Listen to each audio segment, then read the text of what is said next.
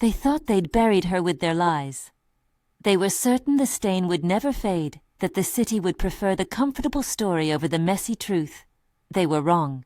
The invitation was ivory, embossed with gold like a promise. Elena held it between fingers that trembled just enough to leave a tiny crescent of red polish in the paper. Her name, Elena Vega, sat beneath the event title, Rivera Industries Gala, Night of Icons. It should have been a triumph, a return. Instead, it was the last tidy stage where everything fell apart. She wore a dress she had designed for herself. Clean lines, a soft sweep of fabric over her hips, a collar that suggested restraint and taste. The dress fit like armor.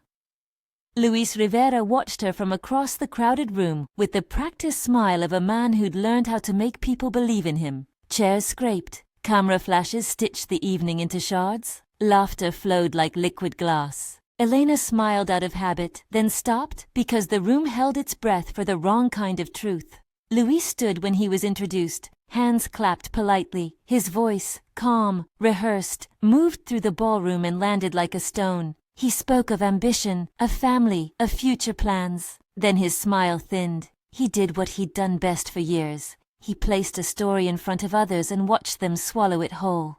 "Ladies and gentlemen," he said, voice smooth as lacquer, "there's been a mistake. Elena and I are no longer together." He used the past tense as if erasing her from the present. The word divorce fell like a curtain. She heard the room rearrange itself. Cameras pivoted. Someone's phone lit up.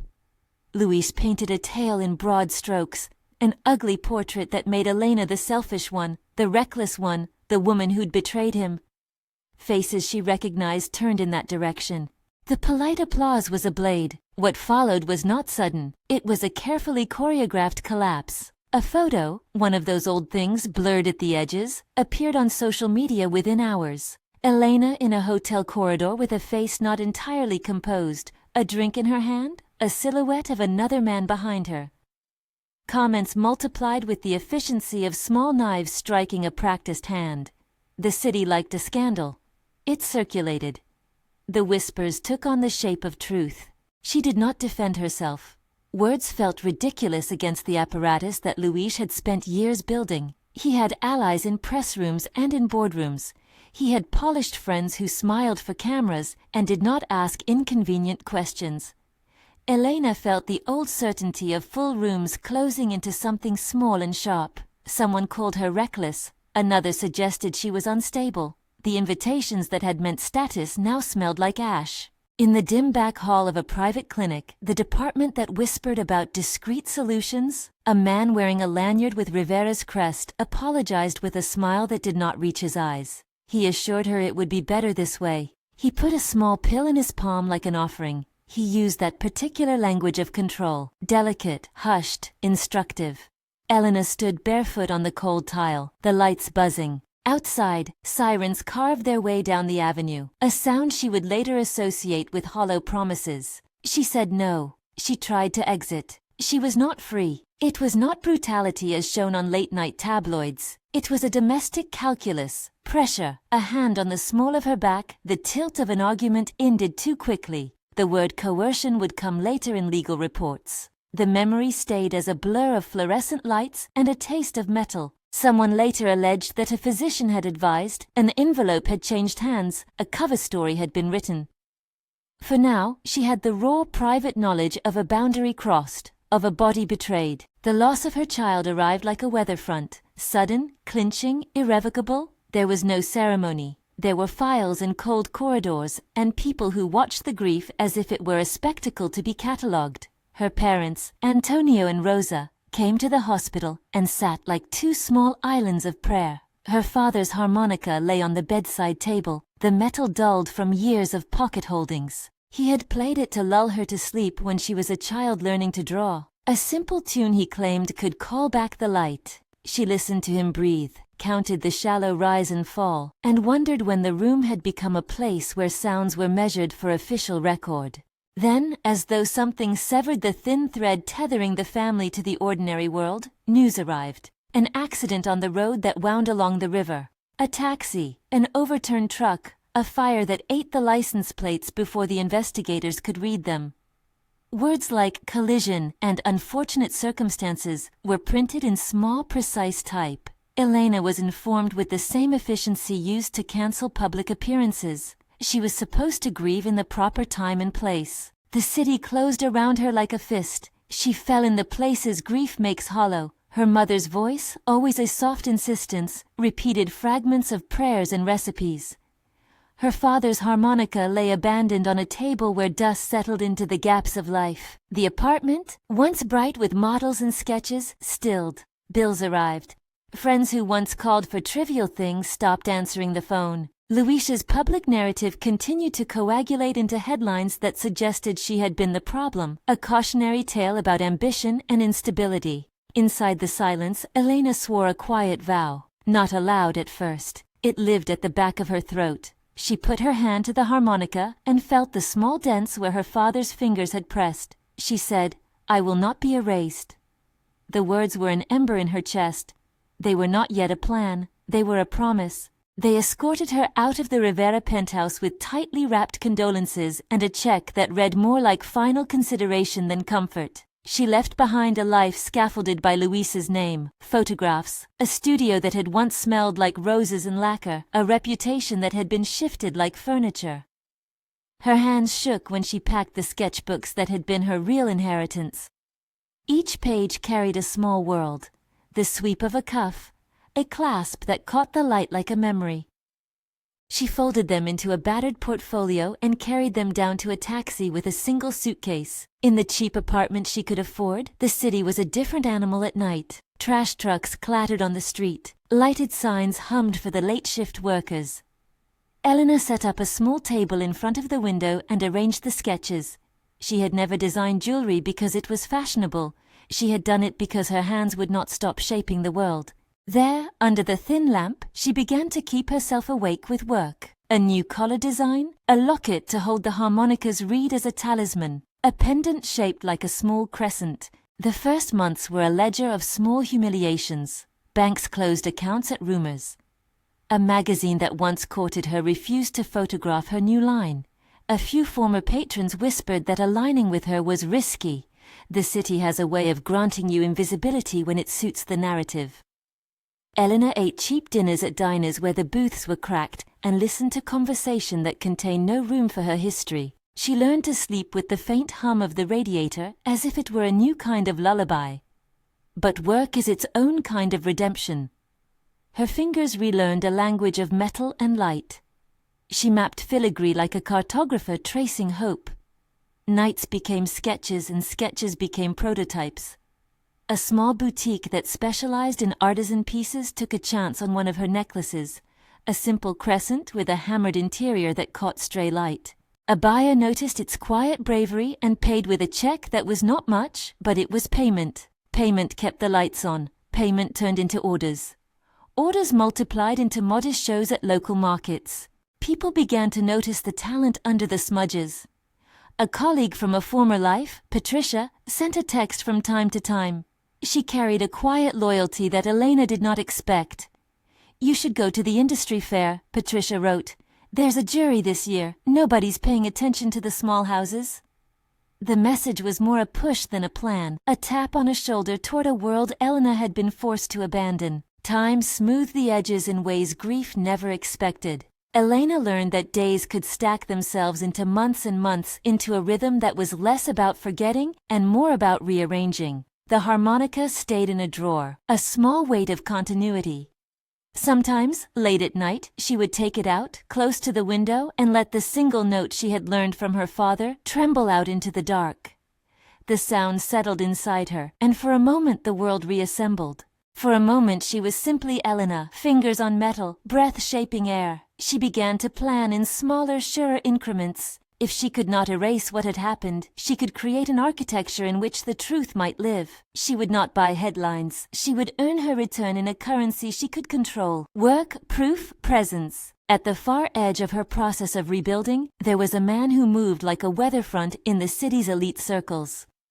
Rodrigo Cisneros did not make noise. He had power, which he wielded with a soft authority that did not announce itself. He was the kind of magnate people mentioned in the same breath as institutions, a patron of the arts, A collector with an exacting taste, a man who dined privately and paid attention in ways that felt like calculation. The rumor mill spun first. Rodrigo had a grudge against Luis. Years earlier, a teacher, Maria Morales, a woman who had once taught in the outskirts and had been shunted out by a corporate program, had her life undone by a contract that had been brokered and then broken. The stories tangled. The city loved revenge knitted into destiny. But Elena did not live on rumor. She lived on the hard, patient accumulation of small victories. The fair was a turning point because at the table beside hers, a buyer from a regional gallery picked up a pendant and looked at it for a long time. "Who made this?" he asked. When she said her name without the Rivera last syllable, the buyer wrote it down and pronounced it like a promise. A feature in a design blog followed. 2 paragraphs, discreet, factual. It called her a quietly disruptive talent. They did not notice her like a comet. They noticed her like a steady lamp. The steady lamp had the advantage of being harder to pretend away. There were nights she imagined things differently. She imagined walking into Rivera Towers with proof rolled like blueprints under her arm and watching the room fall away into confessing silence.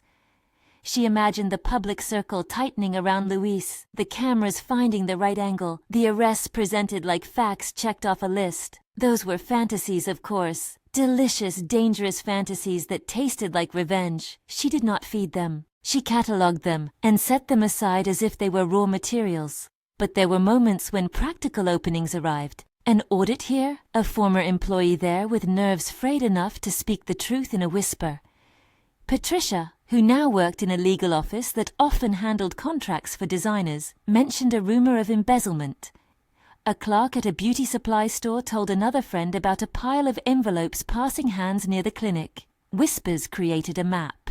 Elena began to trace it. She also began quietly to put herself in places where the city observed itself. She accepted an invitation to a small awards ceremony for emerging designers. It was the kind of thing that mattered less for the trophies than for the people in attendance, the right people. Luis's name still carried weight. He would be there, of course, a practiced orchestra in a suit. Elena did not seek confrontation. She wanted evidence, allies, and a platform.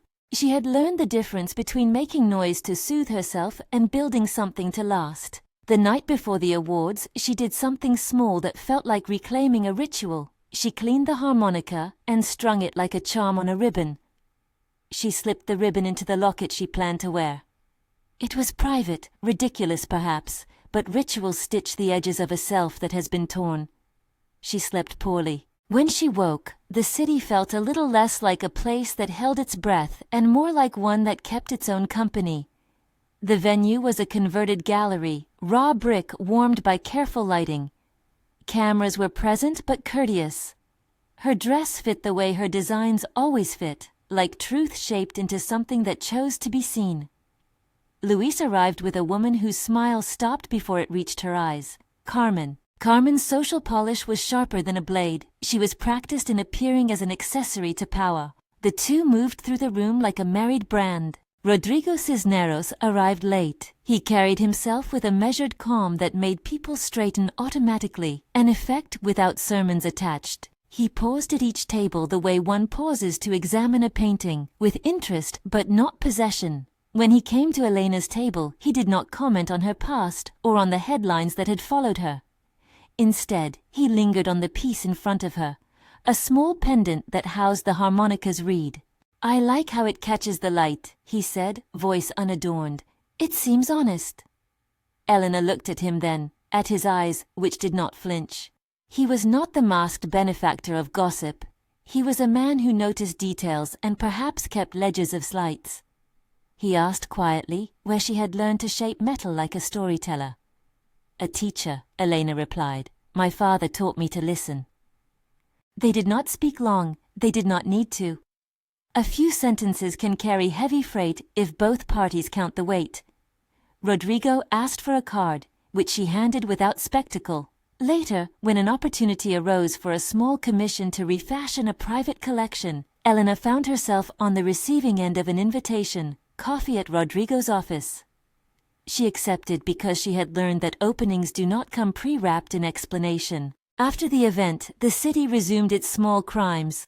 The blogs that had once gleefully marked her down for social sins were quieter now, noting her work as a comeback effort in the neutral tones of a newspaper column. With every neutral mention, something in the public calculus shifted. While people expected her to be damaged goods or to vanish into a cautionary tale, she persisted in being ordinary in her labor. Sketch, prototype, delivery, invoice. It was not dramatic. It was relentless. At night she sketched ways to make a locket that opened like a lyric. At night she listened to the faint echo of her father's harmonica in memory and used it as a measure of time. Morning tasks, fabrication runs, supplier calls, marking up budgets, occupied her and kept her anchored. She learned to ask for things. "I need wire," she would say. "I need to pay this invoice." There was a dignity in practical speech, a reclamation built from numbers.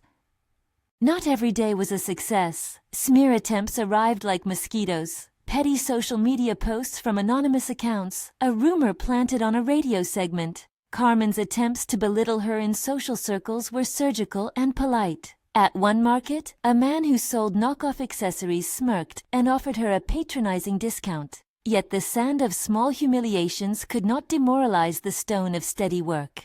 Rodrigo's messages were careful. They were not champagne offers or dramatic rescues. They were invitations to show her sketches in a private salon, introductions to a few buyers who valued craftsmanship.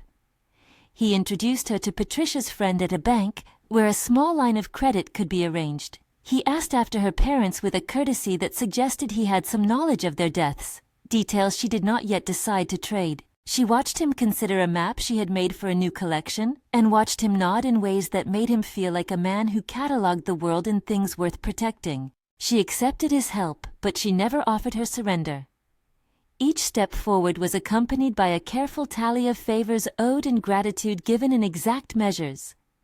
Rodrigo's assistance was offered. She accepted selectively. She had learned the hard way that dependence of any kind could be used as a weapon. Her guardianship, she decided, would be over herself. The months that followed were a quiet renaissance. A small boutique in the financial quarter ordered a dozen pieces. A regional magazine ran a modest feature. Elena hired an assistant, Anna, a woman with nervous hands and a quick wit who had once been an intern at a rival house. Anna's presence changed the rhythm of the studio. Someone else knew where the files were kept. Slowly, her name re-entered conversations. Not as scandal, but as craft. She attended the odd salon where patrons lingered over labels as if to hear the truth in the syllables. Business cards were exchanged, and with them came the dangerous forms of leverage, access, promises, introductions. Rodrigo continued to orbit. He did not call attention to his interest. He invited her to view a private collection, a trove of pieces that had once belonged to families who traded in influence. "Sometimes objects tell more truth than people," he said, as if reading a line off a page he had written. Their conversations resided in small rooms, a private office that smelled faintly of cedar, a cafe with green tiles. They talked about design, about teachers like Maria Morales, and sometimes about justice in elliptical terms. On a Thursday afternoon, in a room of glass high enough to hold the city's breath, Rodrigo slid a thin folder across his desk. Inside were redacted documents and a single name circled in a way that made the paper look like it had a pulse. Luis Rivera. "You know the reputation he trades in," he said. "You know what a man can hide behind charm." His tone did not accuse, it catalogued. Elena stared at the circled name as if it were a wound she could learn to map. The papers were not a confession but a map of possible prosecutions. Alleged transfers, an invoice with a signature on a line that might have been forged, a ledger that suggested money moved in odd channels. The proof was not complete, it was not yet public, but it was a beginning. She felt then the familiar ember of the vow she had made in the hospital corridor coming back with a new geometry, not the hot, reflexive desire toward retribution, but a measured plan. If she wanted accountability, it would have to be earned with patience and construction, not the brittle dramatics of revenge stories. She would use work to build presence. She would use evidence to crack an edifice of lies. She noticed her hands, the same hands that shaped silver now trembled slightly with a feeling that was not fear but resolve. Rodrigo watched her with an expression that asked little and offered much. "I won't ask you to do anything you wouldn't choose," he said. "But if you want to set the record straight, there are ways to do it that don't depend on spectacle." She studied his face for a long time. There was the possibility of something simple, alliance. There was also the knowledge that alliances have their own currencies. She had learned not to be bought, but she had also learned that the city often rewards those who allow the right people to see them. Later, in the small hours, Elena opened her sketchbook and traced the outline of a new piece. It was a locket with a hinge that suggested more than it contained. Inside, she drew tiny compartments where proofs might sit: photographs, receipts, a pressed piece of cloth with the harmonica's pattern. The design was foolish in its literalness, perhaps, but she liked the idea of jewelry as a container of fact, of beauty carrying the weight of truth. It was one thing to plan, and another to feel the gravity of the work ahead. Evidence would need corroboration. Witnesses would need courage to step forward. Legal doors needed keys. She had to be patient enough to gather the tools and cunning enough to know when to present them. One week, a whistleblower reached out through Patricia, an ex-accountant who had once worked for a firm that had done Rivera's books. She came with a trembling file and a single sentence: "I can't keep lying." The phrase was small and enormous at once. It meant someone else had a conscience that had finally unclenched. Elena met him in a cafe known for sympathetic waitstaff. He was not a hero in any grand sense. He was a tired man who had spent nights looking at spreadsheets until the numbers moved like ghosts. He pushed a small envelope across the table. Inside were photocopies, a cancelled check, a transfer note, a receipt that placed a doctor's clinic within the same circle as Rivera's network. The edges of the documents were frayed. The words, "for services rendered," leaned into a context that made the throat tight. He insisted on anonymity. "If I speak loud, they'll silence me," he said. His voice broke in places where it had broken before. Elena listened and catalogued. She offered him a payment for expenses and a promise of following channels. This was not bravado. It was work. Evidence accrued like careful stitches. A video clip surfaced, low resolution, shaky, of a man in a suit entering a clinic. It did not show a crime, only a pattern. But patterns are persuasive when held up to light. Elena began to collect those patterns. Names, dates, recordings whispered into phones, receipts with disputed sums. She kept them in a drawer in the studio, sorted into envelopes with the patience she'd learned from her father's harmonica. Word traveled in that way rumors do when truth travels slowly, discreetly, with the scent of danger and the substance of eventual revelation. Luis's orbit did not change overnight. Men like him had learned how to smooth edges, to make difficulty fade into a polite conversation.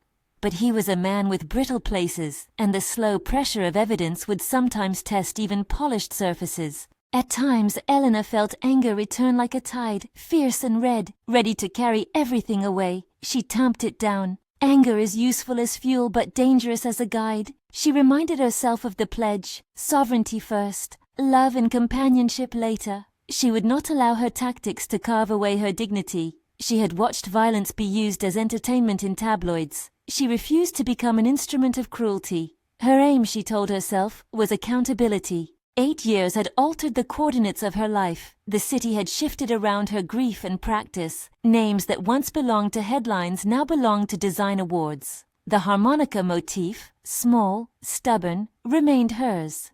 It was the memory of her father pressing him to teach her something resilient enough to withstand storms. It was a sound like a promise. When she learned that Luis planned to host a friendlier gala the following season, an event that would gather investors, patrons, and the press, she did not react like a woman baited to a trap. She saw a crossroads. His charisma worked best in the light. If the right mirror were held up, if the right documents were presented with care, the mirror would reflect what he had cultivated, a public face. He had built his tower on spectacle. Spectacle, if exposed correctly, can fracture. Still, there was the matter of timing. She could not allow impatience to betray her. The gallery of evidence needed corroboration, legal counsel, witnesses protected behind safe walls. She needed Rodrigo's access, Patricia's administrative skill, and the courage of people who had been hurt by the system to step forward. She needed to be ready to stand in the light without collapsing. The embers of the hospital vow glowed, now tempered into an architect's resolve. Elena fashioned her life like a series of plans. Make work, gather truths, build an alliance, wait for the right stage. She would return sovereign on her own terms. She would seek justice and perhaps find a way to let love in without becoming its property. A small bell, literal then metaphorical, tinkled in the studio when Ana delivered a message from Rodrigo. Would you consider a commission, private collection, meet Thursday? Elena felt a short, sharp pleasure that she guarded like a jewel. The commission meant resources, access, visibility. It meant an opening. She touched the harmonica pendant at her collar and felt its cool metal. Her father had once said the harmonica called back light. She smiled privately at the memory and allowed herself a breath that tasted of possibility. If the city had once flattened her into a margin, she would climb from it with the slow surety of someone reclaiming the center. She would be patient. She would be precise. She would not allow revenge to crush her into someone she did not wish to be. Sovereignty, she had learned, is not domination. It is the right to choose. The phone rang before dawn, and for a moment she thought it might be another smear. Instead, it was Patricia. We have someone who can open a file, Patricia said, voice steady. Meet me at noon and bring the folder. Elena closed the sketchbook, slid the harmonica locket into its place, and slipped on the single piece of jewelry she wore for truth, the crescent pendant that had first caught a buyer at the fair. She left the studio with the slow confidence of a woman carrying not only designs, but also a growing stack of quiet proof. Outside, the city breathed and moved, unaware, or perhaps only pretending not to notice, that its narratives were being rewritten, slowly, by hands that refused to be hushed. The harmonica was a small weight at her throat, and for the first time in too long, the note it suggested was not only longing, it was a signal. If you're drawn to stories of reclaiming power, subscribe and stay with me through this journey. 8 years later, the skyline had grown teeth and glass, and new names, but some things remained the same. Rivera's Gala still attracted a crowd with money enough to think in terms of empires. Elena had learned the nuances of re-entry, how to enter a room with eyes that did not seek permission, how to let her work speak as an ambassador on her behalf. Her pieces were no longer whispers, they were sentences in the right conversations. The first time she saw Rodrigo again after the fair was in a private salon that smelled faintly of bergamot. He was seated beside a case of old jewels, his hands folded in a way that suggested he was both comfortable and prepared to take notes. The salon's light softened faces into honest shapes. You did well at the last show, he said. Not enough people see you yet. She answered in a way that had nothing to do with flattery. I would rather they see something true. He studied a brooch and then set it down. Truth can be expensive, he said, but not always. They spoke of projects, of Maria Morales's case, the teacher from the outskirts, whose life had been ruined by a deal gone wrong, and whose name Rodrigo once mentioned as a private irritation. Elena listened as though she were cataloguing the contours of a map. Her sense of danger was precise. She knew when a man offered assistance out of malice, generosity, or a mixture of both. Rodrigo's willingness was shaded. Resentment at the way institutions devoured the vulnerable? Yes, but also a private ache, some ledger of wrongs he kept like a list. There was a warmth to Rodrigo that made it difficult to name. He was not a rescuer with fanfare. He never spoke in absolutes. He provided introductions. He allowed people to think they had discovered things themselves. Elena found that useful. It felt like being given keys rather than a scaffold. Between meetings, evidence moved like hidden water. A former clinic assistant, fearful but resolute, agreed to identify payments on camera. A financial trail that had once been blurred began to resolve into a picture that did not flatter Luis. Elena filed photocopies into labeled envelopes and then into secure digital folders. She kept backups she did not trust anyone else with. As her work gained traction, the city's conversation began to tilt. Not everyone was ready to reject Luis. Many preferred storylines that left the comfortable unchallenged. But the scale of accusations and documentation made plausible a different narrative. One in which Rivera's public virtue had been a mask for a private calculus. If truth had weight, these documents were beginning to give it mass. The plan began to take shape in Elena's mind with the cool logic of a design problem. She would not act alone. She had allies who had grudges small as moth holes, Patricia with paper trails, Anna with a knack for logistics, the whistleblower accountant with numbers that trembled like insect wings, and Rodrigo providing access and the kind of private leverage money could buy without forcing gratitude. Elena set parameters. No illegal acts, no public shaming as an end in itself, no theatrics without underpinning proof. She would lure truth into light with evidence, not spectacle. There were complications, always. Luis had a new partner in Carmen, whose smile was a tight seal, and whose willingness to take public positions made her a visible shield. Carlos, a mid-level executive in Rivera Industries, began to sniff at Elena's return with a mixture of annoyance and territorial rage. He sent veiled jibes through mutual acquaintances, the kind of small intimidation meant to unsettle. Elena felt the old discomfort, but this time she had infrastructure to respond with. On a rainy afternoon, a parcel arrived unmarked at the studio. Inside were photos, crisp, unexpected, taken at the clinic months before the scandal broke. They were incriminating less for their content than for the context. A ledger visible on a desk, a name on a receipt, an officer's initials in a form header. Whoever had sent them wanted discretion. Whoever had taken them wanted this story to be told. The rain tapped at the studio window like fingers checking pulse. Elena placed the photos under the lamp and watched as the light made known the ink's truth. Her hands were steadier now. The hurt of the past sat alongside a patience that had grown in the interstices of work and careful planning.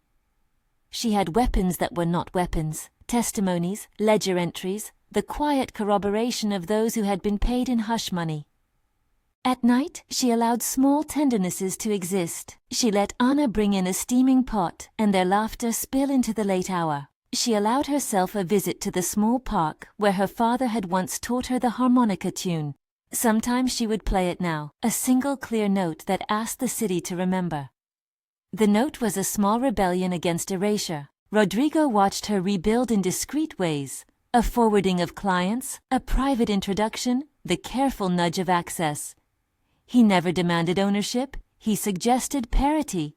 When he spoke of partnership, he meant it differently than the men who had offered marriage like a ledger of benefits. His invitations were couched in terms of mutual interest, shared projects, joint stewardship of a collection, support without possession. There was a line Elena refused to cross. She would not transform her revenge into a mirror of the violence that had once consumed her. She would use cunning, yes, but not cruelty. She believed in accountability. She believed in being sovereign. Then, one evening, as autumn began to thin the city's light, a name appeared on a private message thread that tightened everything into a new literal angle. A prosecutor who had once shown interest in corruption cases. He had, apparently, been assembling his own quiet file. The possibility of official action was a new geometry. The city could be forced to answer, not merely to gossip. Elena sat at her desk, the harmonica pendant warm against her collarbone. She thought of her parents, and of the vow whispered in fluorescent light. She thought of the hum of the radiator in a room where she had once slept, and the way it had sounded like a heartbeat trying to start again. She thought of the kind of life she wanted, one where she was not defined by victimhood, where love might arrive as a companion rather than a requirement. There was a cost to everything. The cost of pursuing this truth might be more public pain, more dredging of trauma. She knew that.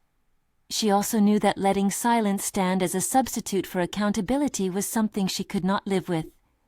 The city would do what it always did, tell stories that flattered its comfortable choices. Elena intended to make an inconvenient story public, one that could not be smoothed away with a press release. That night, she placed the harmonica back into its drawer and locked it. She lay awake long after the radiator clicked off, the city's distant sounds folding into the silence.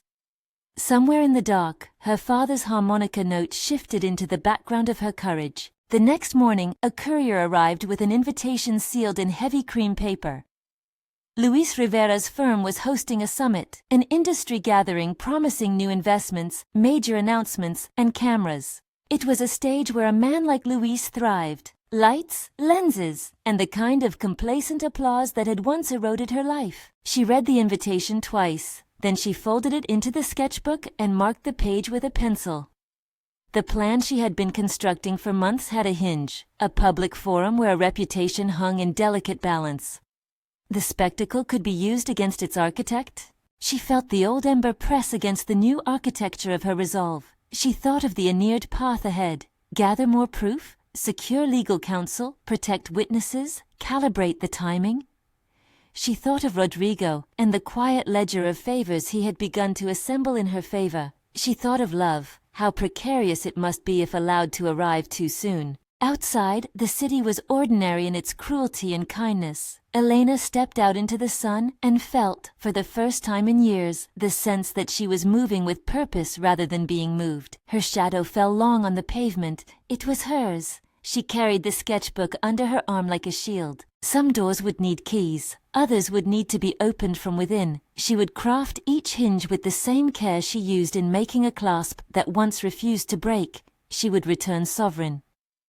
The vow she had whispered in the hospital corridor had become a plan, and the plan had a beat. Patience, evidence, disclosure, accountability. There would be consequences, she knew. There would be moments when the city would press its fingers into the soft places of her past. She would not pretend to be above fear.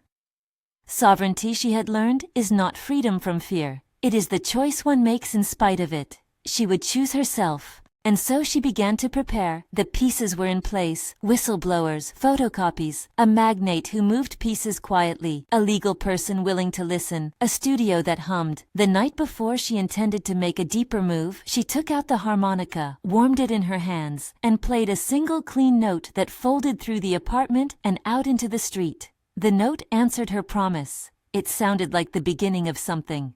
The note answered her promise. It sounded like the beginning of something. The beginning, she realized, would be mostly waiting and watching. It would be patient hours threaded through sudden, sharp movements. It would require people to keep their mouths shut until the right breath was taken, and it would require Elena to move without giving away the shape of her hand. She called Patricia. They met in a legal clinic that smelled of paper and mint, a place where lawyers did small battles to level larger ones.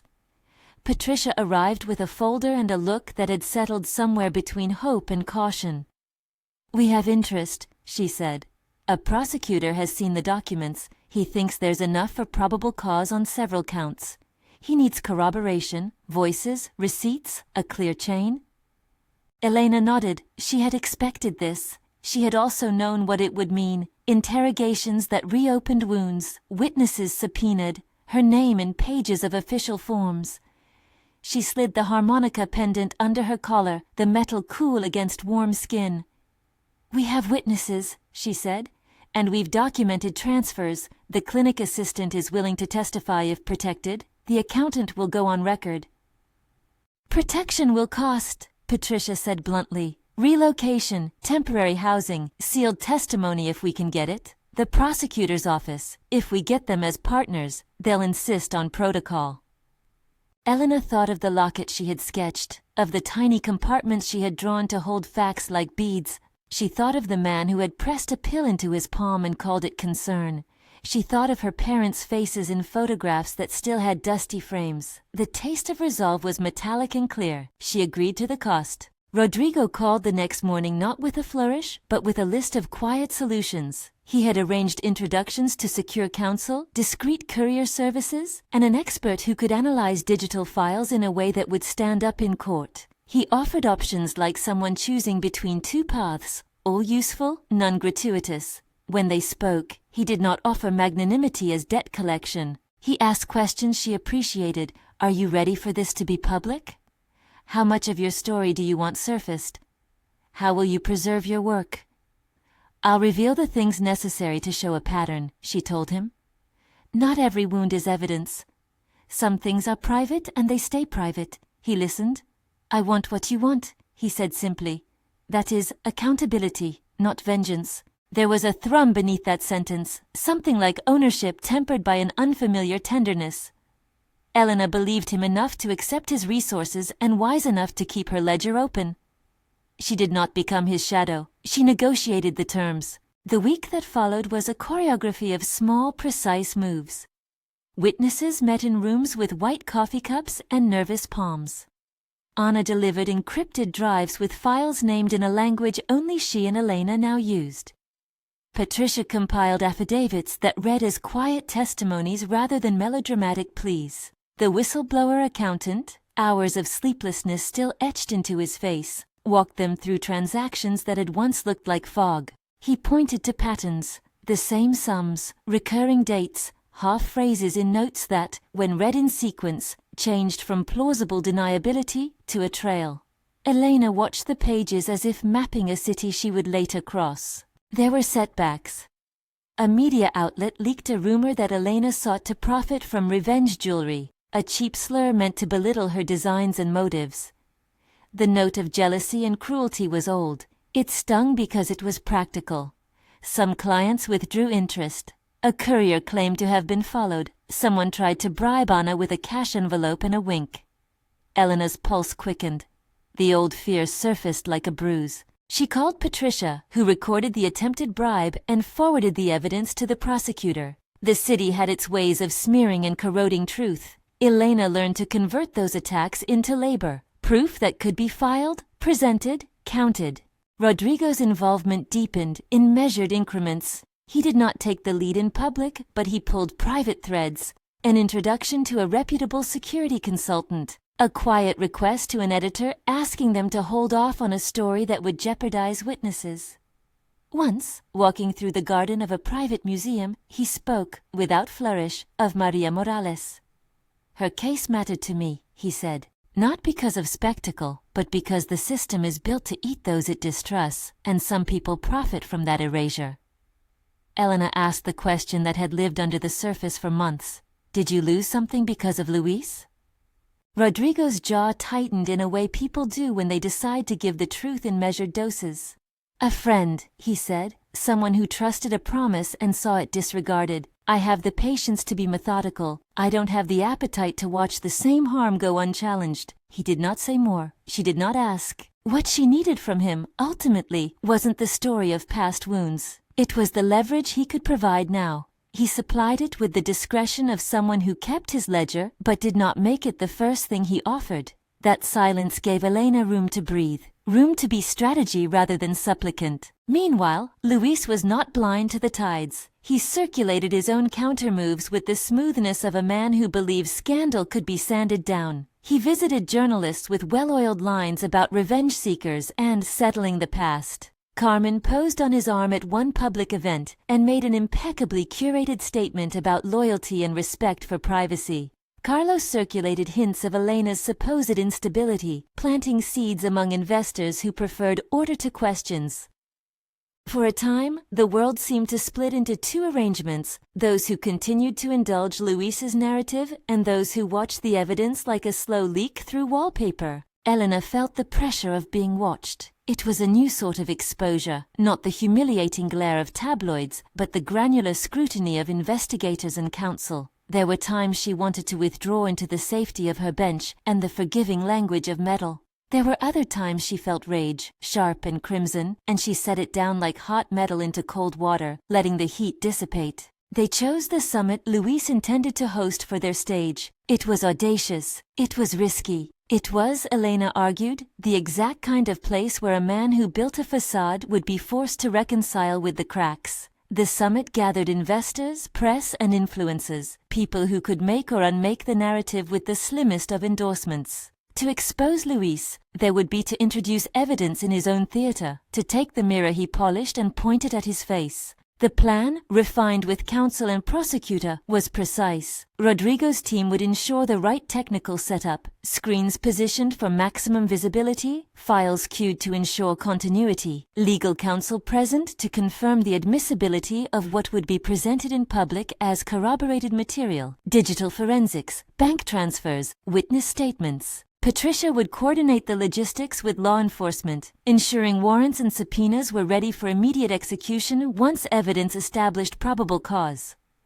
Anna would manage timing, ensuring backups and redundancies. Elena would be present as a designer invited to present a capsule collection. Her dress and the locket she'd created with the harmonica reed tucked inside would be her public face. The locket would contain a symbolic compartment, and inside her assistant would keep a secure drive. At night she rehearsed nothing but breath. She avoided imagining the dramatic unmasking. Instead she imagined the clarity that evidence brings, the way a ledger, properly contextualized, speaks louder than accusation. She had seen the prosecutor find consensus in a paper trail, the way a judge nods when facts align. The night before the summit, she played the single note on the harmonica and felt the vibration in her sternum. It steadied her. The evening of the summit arrived like a formal thing with all the trimmings. A crowd that wore wealth the way some people breathe, cameras that preened for a line, ambient music that made plates and glasses sound like instruments. Elena moved through the room with the steady gait of someone who had rehearsed being seen. Her collection whispered to the press as if it had a story but did not insist. She stood briefly with patrons and allowed conversation that claimed polite curiosity. Luis took the stage with the ease of practiced charm. He spoke about growth, about community initiatives, about the expansion of Rivera Industries. His voice found the applause he expected. Then, at the program's scheduled time, the lights dimmed, and an unfamiliar voice, Rodrigo's, came over the house microphone, calm and tightly controlled. "Tonight," Rodrigo announced, "we celebrate craft. We also remember that institutions need accountability. There are patterns a careful eye can locate." A ripple went through the room like a cold wind. Elena's skin prickled. She did not know the prosecutor's exact timing, only that they had coordinated. On cue, the large screen behind the stage flickered alive, not with Elena's designs, but with a sequence of documents, bank transfers, receipts, video clips. At first, the images were clinical. A ledger entry in typed font, a bank transfer showing an amount and a recipient, then a low-resolution clip played, a man in a suit entering the clinic. The clip cut to a receipt with a signature that matched signatures already on other incriminating pages. The prosecutor stepped forward and described calmly the alleged pattern they had begun to unravel: payments that corresponded to hush arrangements, questionable billing for so-called services, allegations that the clinic took part in a campaign of coercion and concealment for Rivera's advantage. Luis rose like a man who had been taught to dodge. His smile became practiced laughter. "Allegations," he said, voice measured. "We will cooperate with authorities. These are claims made by those who wish to harm us. We stand for transparency." The prosecutor's calm voice continued. "We have witnesses prepared to testify. We have corroborated transfers. We have communications that suggest coordination. Given the evidence presented tonight, we are executing the warrants authorized by the court." A man in a dark suit from the prosecutor's team stepped forward and issued orders like a mechanism clicking into place. Men from law enforcement moved with discreet purpose. The cameras pivoted, and someone in the press, an editing assistant, pushed a live clip to a feed that snapped out to millions of viewers. The room tilted into an odd hush. Luis's face, usually unshakable, now wore the expression of a man caught in a place he had not rehearsed. The subtle collapse when performance meets factual rebuttal. Carmen stood a little apart, her posture curated but strained. Carlos shifted on his feet, his mouth making an unreadable line. A few of Luis's allies murmured, some consoling, some gauging exits. The prosecutor read a list of charges that were precise and legal in tone. Alleged fraud, alleged coercion, possible charges related to the operation of the clinic, and unauthorized medical practices. The words landed with legal gravity rather than sensationalism, and that gravity flattened the performance Luis had relied upon. It was not instantaneous theater. A few in the crowd tried to declare it a smear. A few others sat stunned. Cameras continued to roll, now catching the nuance of collapse rather than the sheen of power. Elena felt a strange looseness in her limbs, as if something heavy had been placed upon her and lifted in the same breath. She had contributed evidence, she had participated in the plan, but the moment's impact reached beyond her personal vindication. It put into motion processes that would subject many people to scrutiny. The same system that could bring accountability also brought pain and public exposure. Luis's denial gave way to muted cooperation when officers approached him. "I have rights," he said, but he knew the script of the law. Handcuffs were applied in a sequence that the press recorded from a dozen angles. The image of his wrists went viral in minutes, a paradox of humiliation and consequence. The man who had once delivered polished speeches now read admonition in murmured statements. After the arrest, the room felt both lighter and colder. People who had cheered for the evening spectacle now pressed their heads together in inscrutable groups. Elena stepped back into a fringe of the event that had once been a place where her humiliation was rehearsed. Her breath misted in the cool air of the exit as she moved away from cameras and questions. Rodrigo found her by the small courtyard where ficus trees smelled faintly of sap. He did not speak of triumph. He offered something quieter, a hand that steadied rather than seized. "You handled that with the grace of someone who didn't need spectacle," he said. "You were careful." She looked at him and saw a man who had provided access and not taken it as a favor. She saw that he had not shoved himself into her narrative as a savior. It mattered. "This is not over," she said. "There will be hearings. There will be backlash. People will say we did it for attention. They will recount the worst things. Some truths will be painful." He nodded. "I know. And when the noise dies down, you'll still have your work." The weeks after the summit were an unraveling in stages. Investigations expanded, subpoenas were issued, and testimonies were given under oath. The clinic's operators faced legal scrutiny.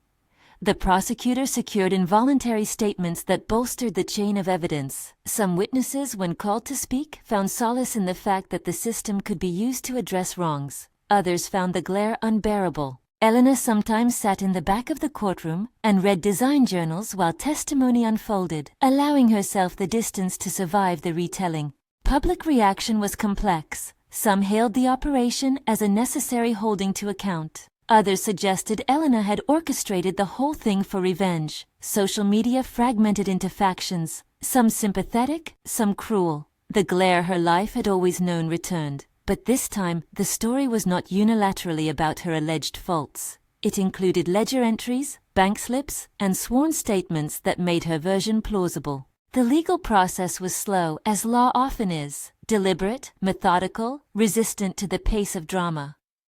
Elena watched and learned the rhythms of a system that could, in the end, render judgment in the language of statutes and precedent. It did not feel like the cathartic finale she'd imagined as a fantasy. It felt mundane and frontal, a series of hearings where truth trod in shoes rather than bursts of revelation. Luis's fall from public grace was not instant reinvention. He faced arraignment and, in stages, charges were formalized based on accumulated evidence. The prosecutors used the documentation meticulously. They did not indulge in sensationalism. In the end, the legal instruments did their work. He was indicted on several counts related to alleged fraud, conspiracy, and complicity in acts connected to the clinic. Carmen's public role shifted. She issued statements about being misled, and her image frayed the way well-polished things finally show hairline cracks. For Elena, victory was complicated. There were nights she imagined applause filling a hall and felt nothing. Triumph was not a bomb that reversed loss. Her parents' absence was unchanged. The child she had lost had no legal redress and no public note. The small private traumas remained private scars. When public hearings unearthed particulars of the clinic's misdeeds, she felt relief that more people might be kept from similar harm, but she also felt the hollow of grief, an emptiness that proof could not fill. There was another cost she had not expected, the reopening of memory. Testifying at a hearing required her to speak of the coercion she had endured in the clinic, to describe it in legalese without letting the narrative become spectacle. Each recounting carved back into her, and each time she left a courtroom, she would play the harmonica once or twice in the privacy of her studio until the notes steadied her pulse. The prosecutor arranged for trauma-informed care. A counselor sat with her before and after testimony. It was, she discovered, permissible to be both fierce and fragile. Rodrigo remained a steady presence, though he never crowded the space. He arrived with a report or a quiet meal, and once, in the gray of winter, he offered her his jacket the way one offers shelter without commentary. There were small intimacies, shared silences in galleries, conversations about the ethics of patronage, moments when his hand brushed hers by an accident and neither moved away. Elena felt the tug of companionship, and she guarded it like a new bloom in cold weather. She had accepted his assistance as strategy, and she allowed herself to observe the softness of feeling that grew in the margins. There were tests, inevitably. After a particularly brutal opinion piece accused her of playing power games for publicity, a video surfaced online, heavily edited, suggesting she and Rodrigo had conspired for personal gain. It was a smear designed to fracture alliances. It stung because it took residence in the half-truths people preferred. Elena watched it for a breath, then sent instructions: identify the uploader, preserve the metadata, and issue a statement that focused on facts. She refused to be young drama's puppet. Rodrigo's response was also telling. He did not make a grand declaration. Instead, he made sure the legal team had records and that the prosecutor's office had access to their communications, proving a chain of custody for the evidence. He did not take to social media. He empowered the quiet machinery instead. Elena appreciated the choice. She appreciated the man who applied his leverage as service rather than spectacle. Months passed. Depositions were taken. The court record thickened. The city's appetite for scandal leached into a slow institutional process. In the end, the system did what she had wanted it to do. It placed accountability in the language of law. Luis and several associates were formally charged and, in pre-trial hearings, faced a legal system that did not care for performance. The news cycles moved on to other things, as they always do. For Elena, the momentum of justice had weight, but it also left space for quieter reckonings. There came a morning when Elena visited the river where the taxi accident had been reported years before. The spot had been blurred then, plates burned, reports insufficient. She found it now under a soft sky. The city breathed around her in a muffled way. A ferry's horn, a dog barking in a nearby park. She held the harmonica in her hand. She had nothing to say to the river but the note she played, brief, clear. People passed, none interrupted her ritual. The harmonica's sound seemed to lift the dust from memory for a moment, not to remove it, but to make it something she could carry as an object rather than a weight. Rodrigo arrived without announcement. He walked beside her as if he had always known this path. They sat on a bench, careful distance between them, quiet that did not demand filling. "You did something difficult and necessary," he said. "You helped," she corrected, with a small nod toward the truth that mattered to her. "We did it because we had to." "We did," he agreed. There was an invitation in his tone that surprised her. "Would you consider partnering publicly with me on a foundation? For victims of medical coercion and for artisans displaced by scandal, for teachers like Maria Morales. I don't want this to be an exercise in optics. I want to make structural change." She regarded him. The offer glittered in a way it hadn't when he'd offered introductions. This was a long view. Policy, funding, institutional pressure. She had fought to transform her own story into a caution against complacency. The idea of doing that work on a platform with resources made sense. She also remembered the ledger of favors and the ways alliances could calcify into obligations. "I will consider it," she said. "On one condition, equal voice. No one speaks for the survivors. We build with them, not for them." Rodrigo's face softened. "No one will. You set the terms." They did not agree to marriage or vows. They agreed to a collaboration, a shared project that complicated the allure of rescue with the responsibility of partnership. It was an arrangement that matched Elena's new definition of love. Not ownership, not saving, but sharing a table to do necessary work.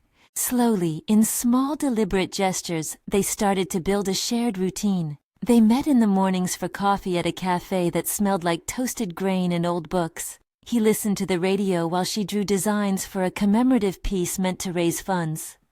She sat in on meetings where he advocated for ethical oversight in certain philanthropic channels. When she had a day of hearings, he sat in the far back row and left before the cameras noticed. They attended dinners where their conversation was about policy and about the work of living, not about rescues or proclamations. Forgiveness, Elena realized, was not a requirement of her rebirth. She could feel affection without absolution. She could make room for tenderness while keeping a firm hand on the shape of her life. Her sovereignty meant she chose the terms on which she let other people in. The city, in its relentless motion, sometimes forgot the detail of what she had endured. The legal record held those details in a way that news cycles did not.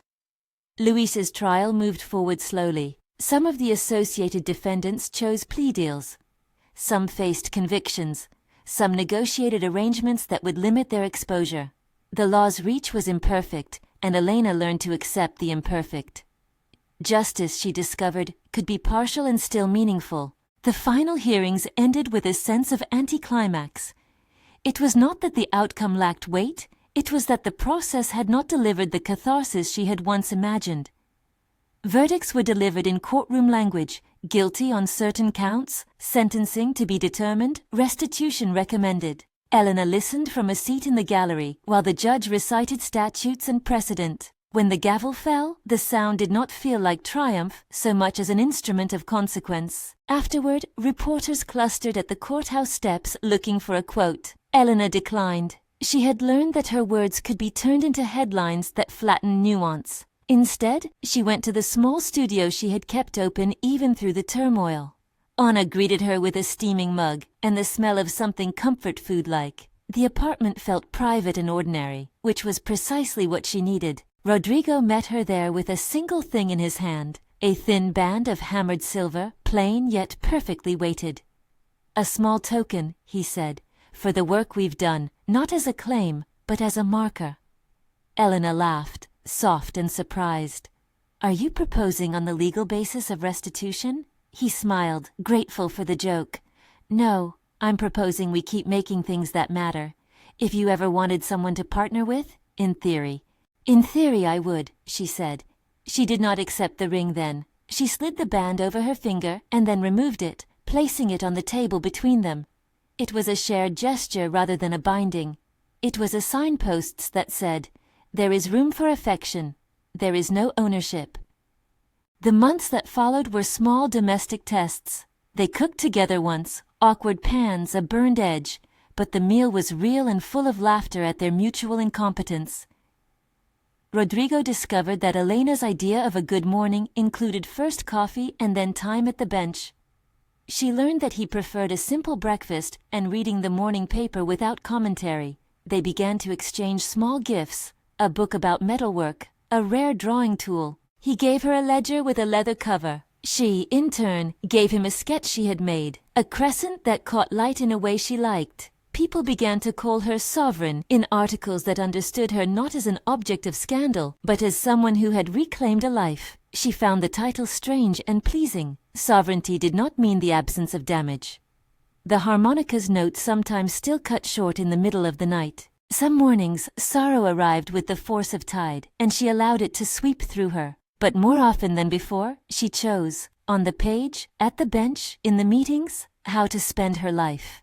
There was a moment without ceremony that felt like the end. They were at home on a slow Sunday, light filtered through blinds in thin bars. Anna had left a pot simmering on the stove earlier, a smell of garlic and roasted tomato. Elena set the table with two mismatched plates they had found at a flea market. Rodrigo reached for the harmonica and placed it on the table near a small bowl with the crescent pendant she had first worn when she returned to the city. "You remember the tune?" he said quietly. She nodded. "He taught me more than music," she replied. "He taught me rhythms. He taught me how to mark time when the world felt arbitrary."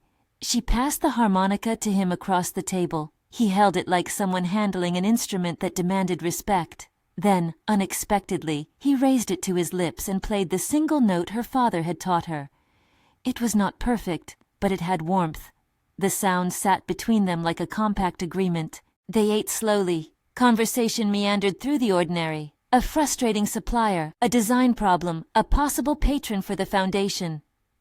There was a smallness to the moment that felt large. He reached across the table and set his hand on hers, in a gesture that did not seek to own but to connect. Elena felt the weight of other things, the legal victories that did not mend everything, the names that had been lost, the child she would never hold, but she also felt the steady press of present life, the work she could still do, the relationships she could choose. She had been betrayed and humiliated. She had returned not as a shadow but as a presence. There were nights she still dreamed of the fluorescent clinic and of her mother's small insistences. Some days she cried alone, sometimes at the bench, sometimes with a counselor. Healing, she had learned, is not linear. It is a practice of returning to oneself again and again, adjusting the way one holds the small instruments of life. Sovereignty meant she could weep and then stand up and hammer a clasp or make a call. Sovereignty meant she defined the terms of her wounds. Months turned into a slow season of reconstruction beyond the courtroom. The foundation launched with modest grants. a fellowship for survivors of coercive medical practices, and a small archive that partnered with legal clinics to ensure victims had counsel. Elena's name appeared in the Foundation's charter, not as figurehead, but as co-founder, a line she insisted upon. The project was neither perfect nor large enough to solve every wrong, but it existed as a mechanism, something built rather than merely declared. Rodrigo remained beside her, an equal partner in public and private tasks. Their relationship did not follow a dramatic arc of cinematic declarations. Instead, it grew in the careful architecture of trust, shared responsibilities, honest conversations about boundaries, a mutual insistence on autonomy. When milestones arrived, an article that properly credited the work of whistleblowers, a successful grant application, they celebrated with small dinners and quiet music. One evening, they hosted a modest salon at the studio. Colleagues, survivors, artisans, and a few legal partners gathered. Elena presented a piece, a locket with a crescent, hammered interior catching light. Inside was a small, empty compartment she kept closed, a gesture rather than a secret. A reminder that not everything required exposure. She spoke about design as stewardship. She spoke about truth as material one must shape, not merely shout. People listened. After the guests left, and the apartment breathed back into its quiet, Rodrigo picked up the harmonica and played the single note his way, thick, imperfect, human. Elena smiled and placed her hand over his. He did not ask for anything he had not already been given. Companionship, consent, an offer of partnership. He did not demand that she exchange her sovereignty for comfort. They moved forward, not unscarred, but self-governing. Elena's work continued. New collections, collaborations with ethical workshops, a line that donated a portion of profits to the foundation. She learned to let love in as a peer, a partner, a collaborator on days when grief did not announce itself as a storm. On the anniversary of her parents' deaths, she and Rodrigo did not make a spectacle. They visited the small garden where her father had once taught her to play. They sat with her father's harmonica, placed a crescent pendant on a patch of stone, and played that single note together. It was a small ritual that did not undo loss but acknowledged it, folding memory into the ongoing business of living. When the city's lights came on that evening, and the river mirrored them in long bands, Elena felt the answer to the vow she'd made in a hospital corridor years before. She had not been erased, she had returned. She had sought justice, not to mimic cruelty, but to demand accountability. She had found love, not as repossession but as company on a chosen road. She remained sovereign, her choices were hers, her grief was hers, and her life, finally, was something she held and tended. If this story has moved you, share it with someone who believes in accountability and in the quiet resilience of people who rebuild.